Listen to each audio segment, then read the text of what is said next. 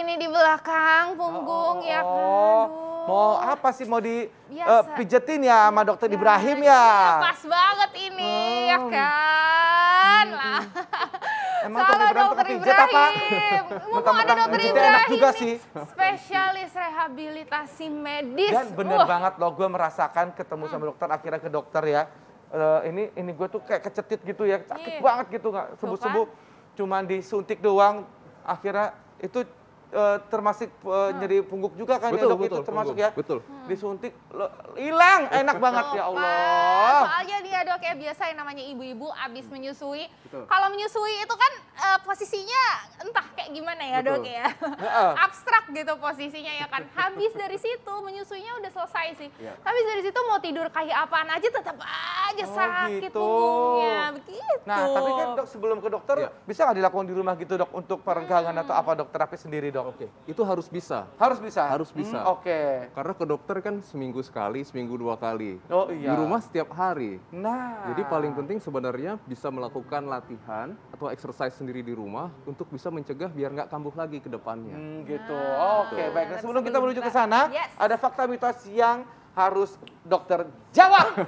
Oke, ini seperti kuis hidup sehat. Diuji dokter ya.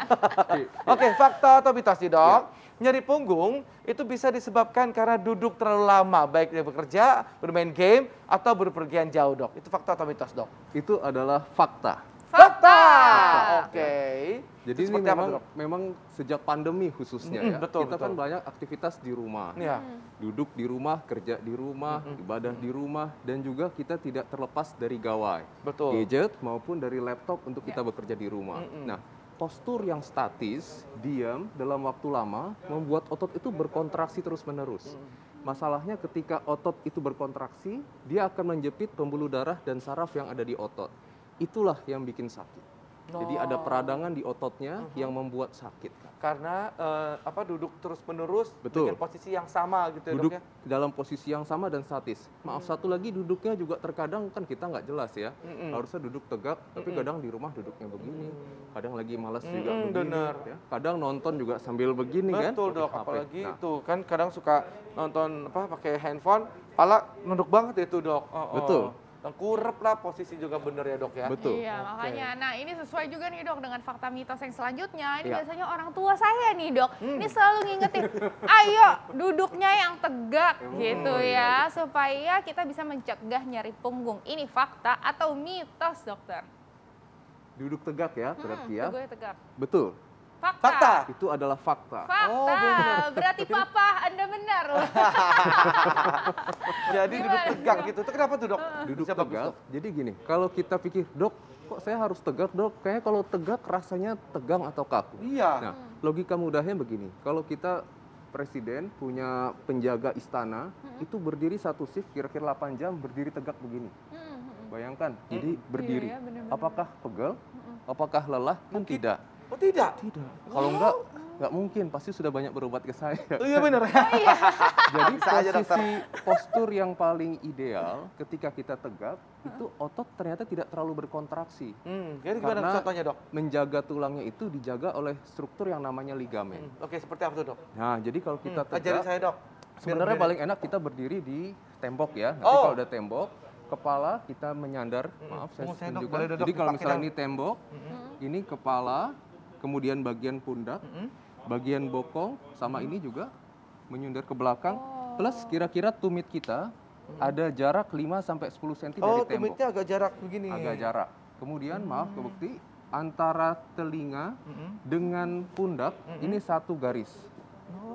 Ya, jadi satu garis. Biasanya kita forward head, jadi telinga di depan pundak. Nah, harusnya kita sedikit pundak begini, maaf Kak, kepalanya tunduk sedikit ke atas. Beda. Ini dibiasakan. Oh iya lo bener ya. Agak membusungkan atau gitu ya dok ya. Ini lebih enak loh dok, bener-bener. Lebih enak memang tuh ya. Kelihatannya kaku. Namun kalau sudah biasa. Jalan. Kenapa jalannya kayak bebek gitu ya Pak? Memang awalnya seperti kaku. Namun kalau sudah biasa, ini jadi satu habit. Karena postur itu atau posisi tegak adalah satu yang habit harus kita perbaiki dan kita ubah. Gitu dong. Gitu. Oke, aku juga mau posturnya begini juga. Kan sama kayak waktu dulu aku belajar catwalk juga kayak. Oh iya, pas waktu jadi putri-putrian gitu kan pada ya. Pada saat itu jadi putri-putri ya. Jadi latihan gak sih kalau catwalk gitu? Betul. Kita taruh buku gitu di atas gitu dong. Betul, salah satunya gitu. Untuk membuat postur lebih tegak juga. Oh gitu. Ada manfaatnya juga berarti ya kan. Jadi nggak cuma bagus buat leuk di atas panggung itu ya dok. Ternyata postur itu juga bagus ya untuk kesehatan tubuh kita juga ya. Betul sekali. Baik. Nah, fakta atau mitos berikutnya nih dokter. Katanya kurang minum air putih dapat menyebabkan punggung sering nyeri. Ini fakta atau mitos dokter? Jam dulu dokter. Sesaat lagi kita akan kembali tetap di Hidup Sehat. Terima kasih Anda masih bersama kami di Hidup Sehat. Ya tadi itu kita sama-sama saksikan rangka manusia ya. Gitu yang menyebabkan kadang-kadang itu sakit pinggang kalau ada sesuatu yang salah gitu ya dok ya. Betul. Wah luar biasa banget. Nah, tadi ada fakta mitos yang belum terjawab. Ya. Kurang minum air putih, nih dok, menyebabkan punggung sering nyeri. Ini fakta atau mitos, dokter? Itu fakta ya? Fakta, fakta. Jadi pengen minum sekarang juga. Makanya kan sekarang kan lagi yang minum yang gede-gede gitu kan lagi happening tuh. Aku kan punya tuh dok. Bener dokter, saya minum itu banyak-banyak, nggak sakit pinggang nggak jarang loh. Bener. Gitu. Bener itu dok. Betul. Itu gimana bisa begitu dok? Sebenarnya dua hal yang penting ya. Pertama, punggung itu kan bisa punggung atas, bisa punggung bawah. Atau orang sering bilangnya pinggang. Nyeri punggung bawah itu 3-5% bukan hanya dari otot tulang sendi, tapi bisa dari organ visceral atau organ dalam. Salah satunya ginjal. Jadi kalau kurang minum otomatis kan kerja ginjal lebih berat. Yang kedua adalah di antara tulang dengan tulang belakang kita punya bantalan sendi atau diskus. Bantalan sendi ini 90% komponennya adalah air. Jadi kalau kita kurang minum, dia harusnya kan dia kayak agar gitu ya, empuk ya. Kalau kita kurang minum dia akan kering, getas dan gampang pecah. Itu yang resiko salah satunya menyebabkan saraf kejepit itu dari situ. Baik. Dok, tapi kalau misalnya nih kita baru bangun tidur, terus aduh kok sakit pinggang nih sebelah sini, di punggung juga sakit. Nah itu mengatasinya bagaimana nih dok? Untuk masyarakat pasti pengen banget tahu. Mungkin saya boleh dipraktekin aja langsung dok. Biasa dok, ya kan saya korban dok, ya kan. Korban yang enak ya. Korban yang enak ini. Adapnya ke sini kali ya dok. Boleh. Ini kursinya aku miringin ke sini ya. Oke, gini aja. Oh gitu. Oke. Jadi kan sebenarnya nyeri leher, nyeri punggung, ya, nyeri pundak, kemudian nyeri pinggang ini satu kesatuan. Karena bagaimanapun juga tulang leher kita, tulang belakang kita ya, mulai dari leher sampai ke bokong itu nyambung semua.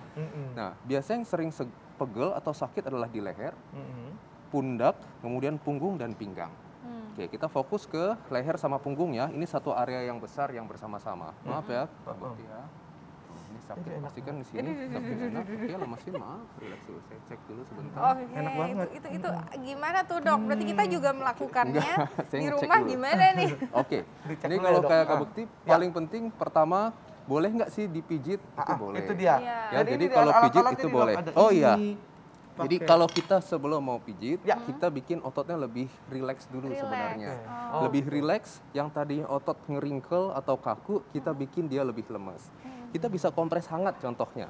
Kalau kita punya kompres hangat, kita bisa kompres air hangat di daerah yang pegel atau kaku. Berapa lama tuh dok? Kalau untuk kompres hangat, kita bisa berikan 10-15 menit. 10-15 menit? Ya, 10-15 menit, pastikan airnya tetap hangat ya. Kalau nggak ada kompres hangat gini, boleh handuk hangat boleh, direndam handuk direndam air hangat ditempelkan.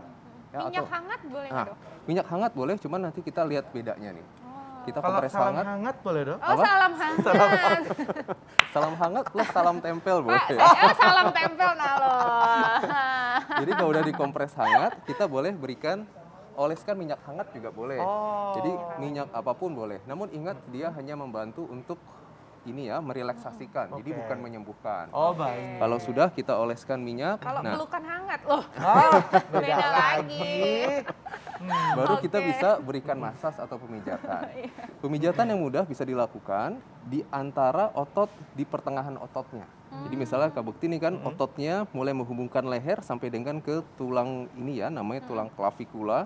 Kita berikan penekanan di tengahnya. Oke, maaf ya Kak ya. Berarti ini sebenarnya bisa dilakukan sendiri betul. Atau harus orang lain dok? Sendiri juga bisa. Sendiri juga bisa ya. Ini adalah muscle belly atau pusat dari Kak, ototnya. sendiri, Saya coba tekan dulu di sini. Aduh, enak banget. Oke, kemudian kita bisa gerakan ini sebenarnya ke arah sini. Oh gitu. Jadi tetap berikan penekanan ke arah sini. Tapi emang rasanya gimana? Waduh, enak banget. Enak banget ya. Enak banget. Ya, nah, kadang-kadang memang ini EBL. Oh, apa enak tuh? Banget loh, enak banget. Enak banget loh. Oke. Nah, kadang-kadang kan kita suka ada orang, "Dok, pakai gini boleh nggak? Iya, pakai alat apa pijit boleh itu. nggak?" Ini boleh untuk membantu aja. Kadang-kadang kalau kita pakai jempol sendiri mungkin tidak bisa terlalu kencang, padahal kita mau meraih otot yang lebih dalam. Oh, ini deep tissue-nya gitu ya? Oke. Nah, ini sebenarnya namanya deep kneading, betul. Kita berikan penekanan yang dalam di muscle belly tadi. Misalnya sakit di sini, kita boleh, maaf ya Kak, saya berikan penekanan di sini. Oke, enak, jadi hanya ditekan enak aja. Banget. Relax. Oke, tarik langsung ke nafas. saraf. Kok bisa Dok kalau lagi ini lagi pegel bisa ke saraf sini bisa rasa juga nyut gitu Dok. Betul, karena memang ototnya kan nyambung Kak dari sini sampai ke sini. Dok, tapi ini kan harus tepat berarti ya tempatnya ya. Jadi kita bisa ngerasa sebenarnya di otot yang paling kakunya. Kalau kayak gini kan ini nggak terlalu keras ya. Iya. Ini kan empuk. Nah, daerah sini nih yang kakunya. Jadi kita bisa berikan penekanan di situ aja. Nah, ini berarti bisa dilakukan sendiri seberapa sering dan seberapa lama nih, Dok? Nah, kalau misalnya untuk treatment ini sebenarnya butuh 20 menit sampai setengah jam cukup. Setiap hari kalau bisa. Baik, Setiap hari kalau bisa ya. Iya. Wah. Waduh, terima kasih. Jadi Artinya artinya pokoknya know yourself, bagaimana yang sakit itu yang mungkin boleh di-treatment dengan baik begitu. Iya, berarti benar-benar harus mendengarkan tubuh kita ssendiri juga gitu ya, yang mana yang sakit, yang mana yang kita mau tekan gitu ya Dok, yang mana yang mau dipijat. Tapi kalau misalnya udah sakit banget gitu ya Dok ya, jangan coba-coba deh pijat yang kretek-kretek apalagi tuh ya Dok ya, tuh bahaya tuh. Dok, terima kasih banyak Dok, tak terasa kita waktunya sudah habis. Sukses selalu untuk dokter. Sukses selalu buat dokter. Sering-sering main ke sini ya Dok ya, buat pijat-pijat jadinya. Oke, dan ini juga sekaligus menutup perjumpaan kita. Saya Dr. Reynita Arlin dan juga rekan saya. Saya Indra Bekti. Indonesia, Hidup sehat. Bye-bye. Sampai jumpa.